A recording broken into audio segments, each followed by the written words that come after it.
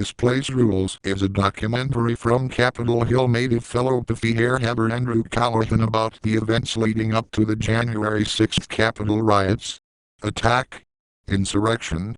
Still not really quite sure what to call it, but yeah, this is about all of the tension and events leading up to the boiling point from an interesting non-mainstream perspective that would otherwise be overlooked. Strangely enough, Andrew Callahan hasn't had a TV show or really any sort of mainstream press to his name, but went straight from his YouTube channels All Gas No Breaks and Channel 5 News to HBO documentaries, which is quite elite. Some would say that his efforts into gonzo journalism, which has patented method of extreme listening, make it more legitimate rather than having some boring and previously prepared questions for interviewees. I mean, if you were asked a question by a man in a goofy suit in his early 20s compared to a serious man like John Lemon or Tom Brokaw wearing a custom-tailored suit and an earpiece, who would you be more candid with? A large thesis of the movie revolves around how mainstream media in both sides has hyperfixated in anger and polarizing Americans for money and ad revenue increases, and his interview with CNN proves it. Take a look and tell me this doesn't feel like an awkward confrontation with your dad or a police officer when your headlight is out. And how I think mainstream media like Fox and even CNN competes for views by running constant 24-hour news cycles based upon fear, division, outrage, and panic, probably to sell ads. So it's not just about the Capitol riot. First of all, I don't agree with what you're saying, but I'm not exactly sure of how that played into people going into the Capitol and rioting on January 6th. There's nothing fake about CNN.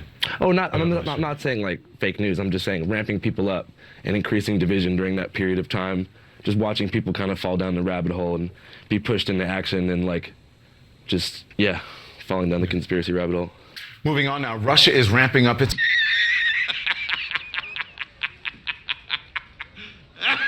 The movie really does a good job showing how those who are able to participate in all of these events are wealthy, bored, or otherwise cut themselves off from real life to participate. An example, one family that lives in Georgia is hardcore into the QAnon lifestyle, and there is a segment where kids are playing with blades, shooting and throwing the cameraman with Nerf guns, and seeming pretty normal, all while describing McDonald's serves children in the form of McNuggets. It's McDonald's today, and I wanted to get a muffin, and I found human teeth in my muffin. Uh-oh. So what's inside McDonald's food? I think it's grind of children. Grind of children. However, several miles down the road, there is a housing project Andrew also goes to, and during the interview we learn these are people who do not have time for conspiracies. Their life is already miserable, with members of their community being killed by police and other violence. Alex Jones and the leader of the Proud Boys Enrique Tarrio are also featured in the movie, as those who take advantage of the anger and capitalize on it, to those that can't afford it. I would recommend you watch this, especially if you live outside of the United States. Also, Jonah Hill is called a pedophile by a right-wing conspiracy theorist, and he's a producer in the movie, so it's absolutely worth the price to see it on HBO Max. Thanks for watching this review, subscribe if you haven't, and see you next time friends.